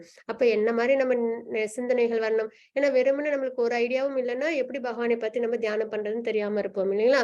அப்ப பகவான் அதுக்கான தாத்பரியங்களையும் இங்க நமக்கு கொடுத்திருக்காங்க. பகவான் நம்ம எப்படி நினைக்கணும், மிகவும் பழமையானவர், கட்டுப்படுத்துபவர், எல்லா கண்ட்ரோலும் அவங்க கிட்டதான் இல்லைங்களா? நம்மளோட கண்ட்ரோல்ன்றது எதுவுமே கிடையாது அப்படின்ற சர்வ காரணம் அப்படின்றதும் உண்டு. சர்வத்தையும் கட்டுப்படுத்துறது பகவான் தான் அப்படின்றத நம்ம தெரிஞ்சுக்கணும். அணுவை விட சிறியவர், எல்லாவற்றையும் பராமரிப்பவர், எல்லாமே அதோட இயக்கத்துல இருக்கு இல்லைங்களா இந்த உலகத்துல. அப்புறம் பாத்தீங்கன்னா சூரியன், சந்திரன் எல்லாமே தன்னோட நிலைப்பாட்டுல இருக்கு அப்படின்னா அது பராமரிக்கிறது யாரு, பகவான். எல்லா பௌதிக கருத்துக்களுக்கும் அப்பாற்பட்டவர். இந்த முக்குணங்களோட அடிப்படையில நம்ம செய்யறோம் இல்லைங்களா, ஸ்பெகுலேஷன்ஸ், இப்படி இருக்குமோ அப்படி இருக்குமோ, அந்த கருத்துக்களுக்கு எல்லாம் அப்பாற்பட்டவங்க பகவான். புரிந்து கொள்ள முடியாதவர், இந்த முக்குணங்களோட தாக்கங்கள்ல இருக்கும்போது நம்மளால பகவானை பத்தி முழுமையா நம்மளால புரிஞ்சுக்க முடியாது. ரூபமுடைய நபர், பகவானுக்கு ஸ்வரூபம் உண்டு. சூரியனை போன்று பிரகாசமானவர், ரொம்பவே பிரகாசமா இருப்பாங்க பகவான் அப்படின்றதும் ஒரு விஷயம். ஜட இயற்கை கடந்த உன்னதமானவர் என்று பரமபுருஷரை ஒருவன் தியானம் செய்ய வேண்டும் அப்படின்னு நம்ம இந்த ஸ்லோகத்துல தெரிஞ்சுக்கிறோம். இது பாத்தீங்கன்னா விலாச விரிவாக்கம் அப்படின்றது இருக்கு. நம்ம வந்து கோலோக சார்ட் பார்க்கும்போது அதை பார்க்கலாம். மதாஜி 8.15.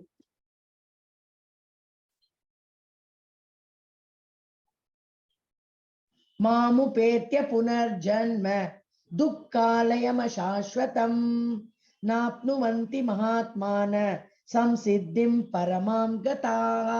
हरे कृष्णा. ஹரே கிருஷ்ண மாதாஜி.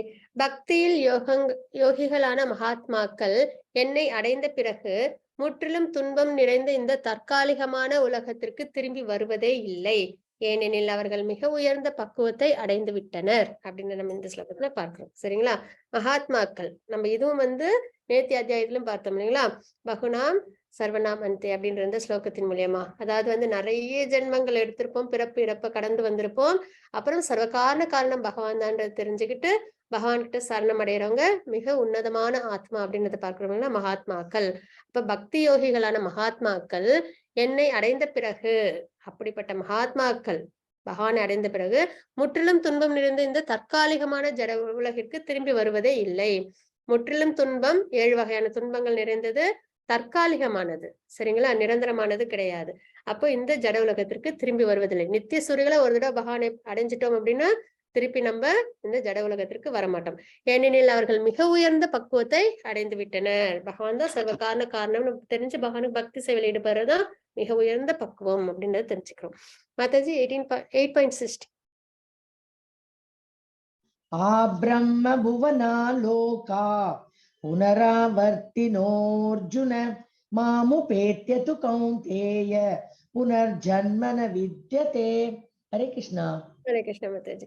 ஜட உலகின் மிக உயர்ந்த லோகத்தில் இருந்து மிகவும் தாழ்ந்த லோகம் வரை அனைத்தும் பிறப்பு இறப்பு மாறி மாறி நடைபெறும் துன்பம் நிறைந்த இடங்களே. ஆனால் குந்தியின் மகனே, என்னுடைய இடத்தை அடைபவன் என்றும் மறுபிறவி எடுப்பதில்லை அப்படின்றத பார்க்கிறோம். சரிங்களா? அதாவது இதுலயும் நம்ம பார்க்கிறோம், அதாவது ஜட உலகம் ஆன்மீக உலகத்திற்கு என்னென்ன வித்தியாசங்கள்ன்றத ஒரு சில கோட்பாடுகள் நம்ம பார்க்கிறோம். முற்றிலும் துன்பம் நிறைந்த தற்காலிகமான இடம் அப்படின்றது ஜட உலகம், மிக உயர்ந்த இடம்ன்றது ஆன்மீக உலகம். சரிங்களா? அப்போ இந்த ஜட உலகம் அப்படின்றது 14 பிளானட்டரி சிஸ்டம் கொண்டது, பிரம்மாவால உருவாக்கப்பட்டது. சரிங்களா?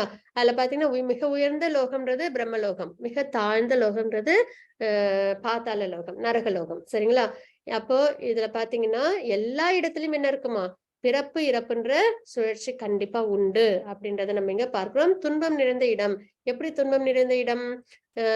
இப்போ ஸ்வர்க்கம் இருக்கல சந்தோஷம் நிறைந்த இடம் அப்படின்னு நம்ம நினைக்கிறோம் இல்லைங்களா?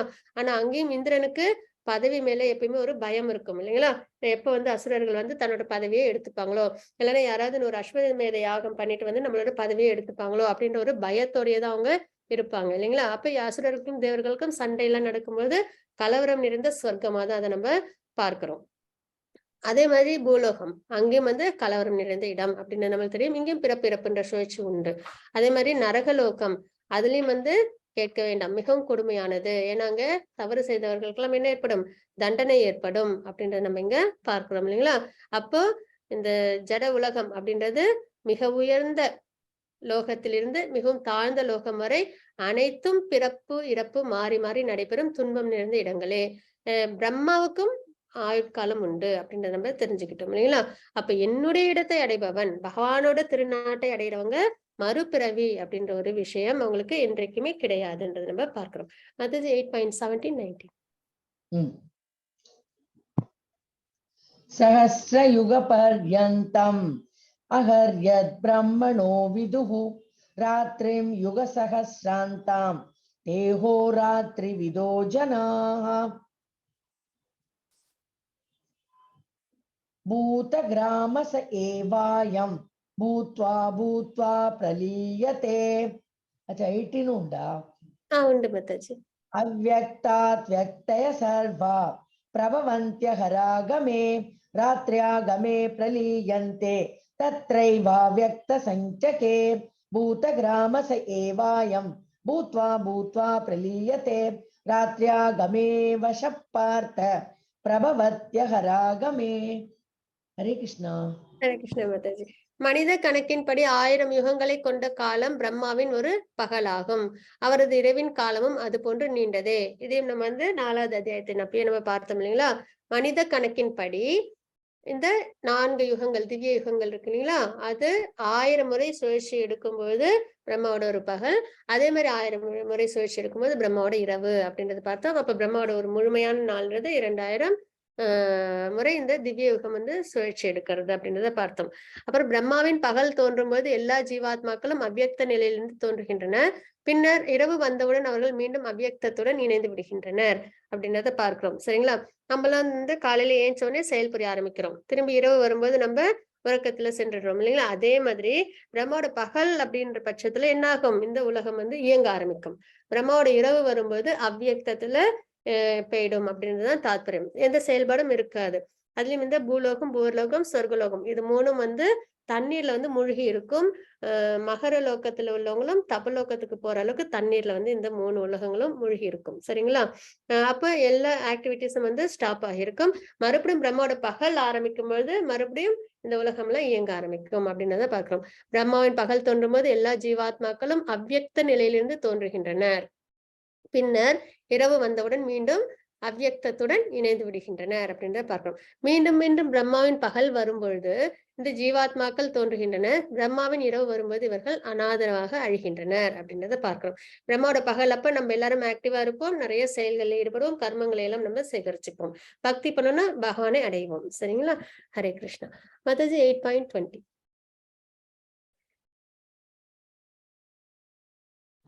परस्तस्मात्तु भावोऽन्यो व्यक्तो व्यक्तात् सनातनः यस सर्वेषु भूतेषु नश्यत्सु न विनश्यति.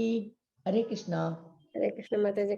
இருப்பினும் தோன்றி மறையும் இந்த ஜடத்திற்கு அப்பால் நித்தியமானதும் திவ்யமானதும் மற்றொரு தோன்றாத இயற்கை உள்ளது.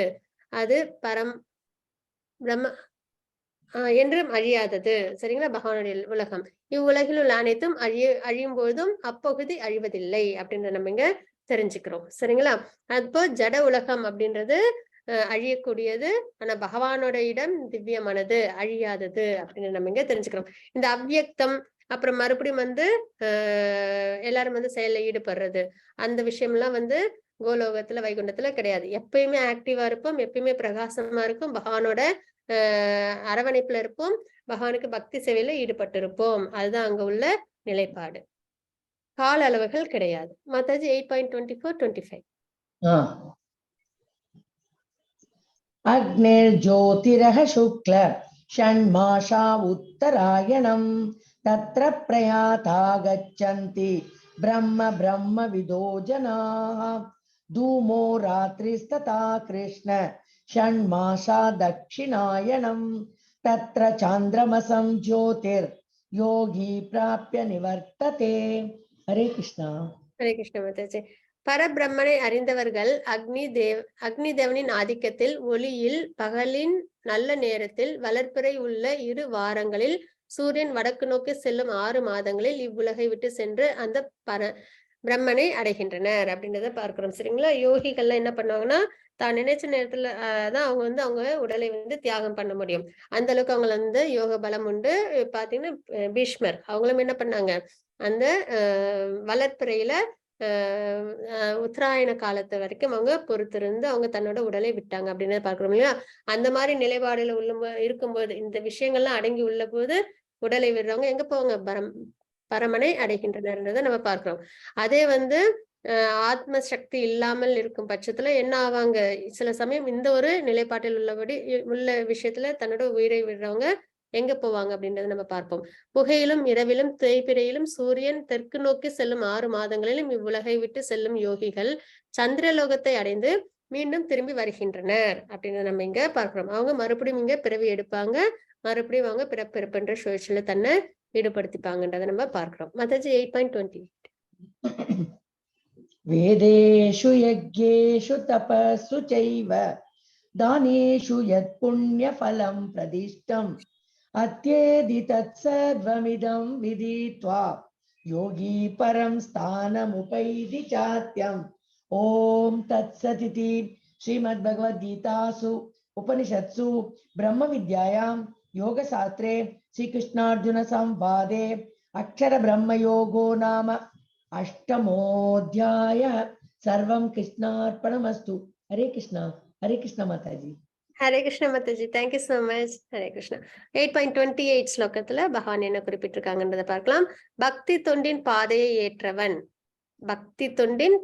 ஏற்றவன் வேதங்களை படித்தல், யாகங்களை செய்தல், தவம் புரிதல், தானம் கொடுத்தல், கர்ம ஞான பாதைகளை மேற்கொள்ளுதல் ஆகியவற்றால் அடையப்படும் பலன்களை இழப்பதில்லை. பக்தி சேவையை பண்ணோம்னாலே இந்த இந்த விஷயங்கள்லாம் நம்ம செஞ்சோம்னா அதனால என்ன பலன்கள் ஏற்படுமோ அது அத்தனையும் நமக்கு கிடைக்கும் அப்படின்றத தெரிஞ்சுக்கிறோம். பக்தி தொண்டை செய்வதன் மூலமாகவே இவை அனைத்தையும் பெற்று பகவானுக்கு பக்தி சேவையில் ஈடுபடுறதன் மூலியமாவே நமக்கு வேதங்களை படிக்கிறதுனால, யாகங்களை செய்யறதுனால, தவம் புரியறதுனால, தானம் கொடுக்கறதுனால, கர்ம ஞான பாதைகளை மேற்கொள்றதுனால என்னென்ன பலன்கள் நம்மளுக்கு கிடைக்குமோ அது அனைத்தும் நமக்கு கிடைக்கும். இறுதியில் நித்தியமான உன்னத இடத்தை அவன் அடைகின்றான், பகவானை அடைகின்றார்கள் அப்படின்றத பார்க்கிறோம். அதாவது 3 வகையான விஷயங்கள் உண்டு. ஒண்ணு இந்த மாதிரி நல்ல ஒளி மிகுந்த நேரத்துல தன்னோட உடலை விடுறவங்க பகவானை அடைகிறாங்க.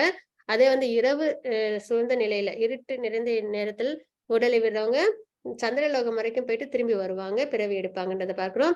ஆனா பக்தி சேவையில் ஈடுபடுறவங்க எல்லா விதமான நன்மைகளையும் அவங்க அடைஞ்சு பகவானை அடைகிறாங்க அப்படின்றத பார்க்கிறோம். அப்ப பக்தி தொண்டின் உன்னதத்தை நம்ம இந்த ஸ்லோகத்துல தெரிஞ்சுக்கிறோம். அதுக்கப்புறம் பாத்தீங்கன்னா கோலோக சார்ட். இது பாகவதத்தில் உள்ள ஸ்லோகங்கள் அடிப்படையில செய்யப்பட்ட சார்ட். சரிங்களா? எப்படி இருக்கும் பகவானோட இந்த படைப்பு எப்படி இருக்கும் அப்படின்னு நம்ம இதுல பார்த்து தெரிஞ்சுக்க முடியும். இதுதான் கோலோகம், இது வைகுண்டம். இந்த ஒளி வட்டமா தெரியுது இல்லைங்களா, இதுதான் இந்த பிரம்ம ஜோதி. இது எல்லாமே ஆன்மீக உலகம். அதற்கப்புறம் பாத்தீங்கன்னா இந்த கீழே இருக்கு இல்லைங்களா, இந்த பிரஜா நதி, இங்க உள்ள இந்த உலகங்கள்லாம் ஜட உலகங்கள் அப்படின்னு நம்ம பார்க்கிறோம். சரிங்களா? கோலோகம் உண்டு, வைகுண்டம் உண்டு, பிரம்ம ஜோதி உண்டு. கோலோகம்ன்றது பகவானை கிருஷ்ணரா வழிபட்டு உன்னதமான பக்தியோட உன்னதமான அன்போட நம்ம பகவானை அடையிற ஒரு இடம்.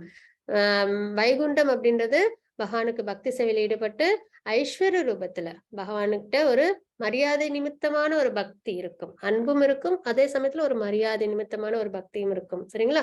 4 கரங்களோட பகவானை நம்ம வழிபடுற முறையில நம்ம இருந்தோம் அப்படின்னா வைகுண்டத்தை அடைய முடியும். பிரம்மஜோதி அப்படின்ற ஒரு நிலை என்ன அப்படின்னு பாத்தீங்கன்னா பகவானோட தேஜஸே, பகவானோட தேஜஸ்ல இருந்தே கிடைக்கிற ஒளிதான் இந்த ஆன்மீக உலகத்தில் கிடைக்கிற ஒளி. நமக்குள்ள சூரியன் சந்திரன் அவங்களால நம்மளுக்கு ஒளி கிடைக்குது, அந்த ஒளியும் பகவான் மூலியமா தான் கிடைக்குதுன்றதை பார்க்கிறோம். ஆனா ஸ்பிரிச்சுவல் உலகம் எப்பயுமே பிரகாசமா இருக்கும் அப்படின்னு நம்ம இங்க தெரிஞ்சுக்கிறோம். சரிங்களா? இது பிரம்ம ஜோதி அப்படின்றது. அதுக்கப்புறம் இங்க பாத்தீங்கன்னா சதாசிவ லோகம் இருக்கும், சிவபெருமான் இருக்கிற இடம் அப்படின்னு நம்ம இங்க பார்க்கிறோம். சரிங்களா? இது கோலோகம் வைகுண்டத்தோட சார்ட். அதுக்கப்புறம் பாத்தீங்கன்னா இங்க சதாசிவ லோகம் நம்ம பார்த்தோம். அதுக்கப்புறம் பாத்தீங்கன்னா இதுதான் பிரஜா நதி. இங்க பாத்தீங்கன்னா பகவான் விஷ்ணு அவங்க இருக்காங்க.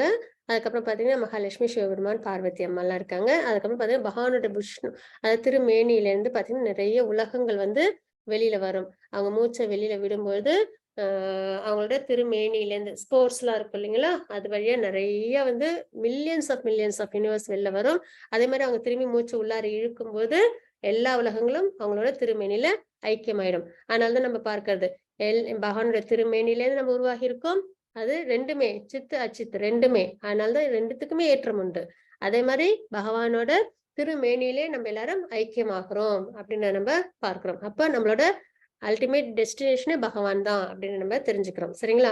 அப்போ இதுல இன்னொரு விஷயம் என்ன அப்படின்னு பாத்தீங்கன்னா, ஃபர்ஸ்ட் இந்த விரிவாக்கம் எப்படி ஆரம்பிக்குதுன்னு பாத்தீங்கன்னா கிருஷ்ணர் பகவான் ஸ்வயமா இருக்காங்க, அவங்களோட அவங்க கிட்டே இருந்து ஒரு விரிவாக்கம் ஏற்படுது, அது பலராமர் அப்படின்றத பார்க்கிறோம். அப்புறம் பலராமர் அவங்க கிட்ட இருந்து விரிவாக்கங்கள் ஏற்படுது, அதுதான் பாத்தீங்கன்னா 4 விரிவாக்கங்கள் உண்டு. சரிங்களா? அதாவது வாசுதேவர், சங்கர்ஷ்ணர், பிரத்யும்னன், அனிருத் அப்படின்றது. மறுபடியும் அந்த சங்கர்ஷ்ணர்ல இருந்து நாராயணர் விரிவாக்கம் கிடைக்கும். நாராயணர் அவங்களோட விரிவாக்கத்துல இருந்து மறுபடியும் வாசுதேவன், சங்கர்ஷ்ணர், அனிருத், பிரத்யும்னன் அப்படின்ற விரிவாக்கம்.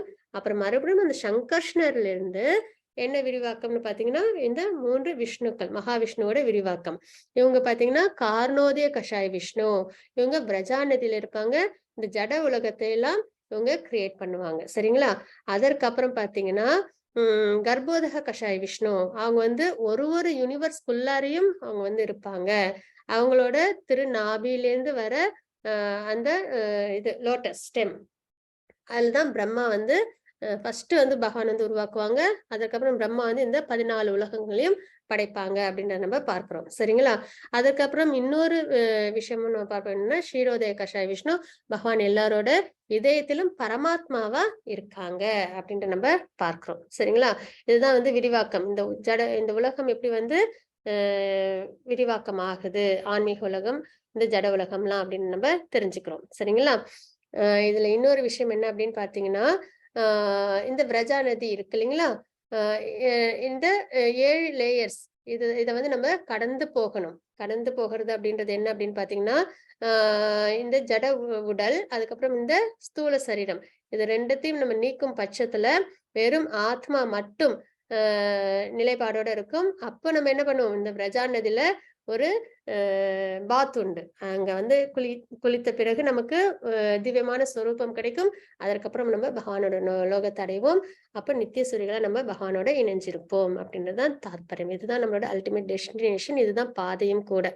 இதுக்குள்ள இந்த ஜட உலகத்துல கர்மயோ பந்தப்பட்டு இருந்தோம் அப்படின்னா நம்ம இங்கே பிறப்பிறப்பு அப்படின்ற சுழற்சியிலே நம்ம இருந்துகிட்டே இருப்போம். அதே வந்து பக்தி சேவையில இங்க ஒரு நூல் மாதிரி தெரியுது இல்லைங்களா? அதுதான் வந்து ஹரிநாமம். ஹரிநாமத்தை உச்சரிக்கிறதன் மூலியமா நம்ம என்ன பண்ண முடியும், இந்த ஜட உலகத்திலேருந்து நம்மளால வெளியில வந்து பகவானை அடைய முடியும் அப்படின்றத இங்க தாத்பரியம். ஹரிநாமம், ஹரே கிருஷ்ண மகா மந்திரத்தை நம்ம நித்தியப்படி உச்சரிக்கணும். அதோட ஏத்தம் தனி சிறப்பு. இவங்க அஜாமிலாவும் என்ன பண்ணாங்க, தெரியாம நாராயணான்னு உச்சரிச்சாங்க. ஆனா பகவானோட தூதர்கள் வந்தாங்க இல்லைங்களா? அந்த அளவுக்கு ஒரு சிறந்த ஒரு தாத்பரியம். பகவான் வேறு, நாமம் வேறுன்றது கிடையாது. அதனால எப்பயுமே நம்ம என்ன பண்ணணும், ஹரிநாமத்தை உச்சரிக்கணும் அப்படின்றத நம்ம இங்க தெரிஞ்சுக்கிறோம். சரிங்களா? இந்த சார்ட் வந்து நம்ம இன்னொரு ஸ்லைட்லயும் நம்ம பார்ப்போம். அப்ப இந்த ஜட உலகத்தோட இன்னும் கொஞ்சம் விரிவா நம்ம பார்க்கலாம். ஹரே கிருஷ்ணா. வாஞ்சா கல்பத்தருபஸ்ய கிருபா சிந்து பயவச்ச பதிதானாம் பாவனேப வைஷ்ணவ நமோ நமः. அனந்த கோடி வைஷ்ணவ ஜெய். ஸ்ரீல பிரபாத் கி ஜெய். ஹரே கிருஷ்ணா.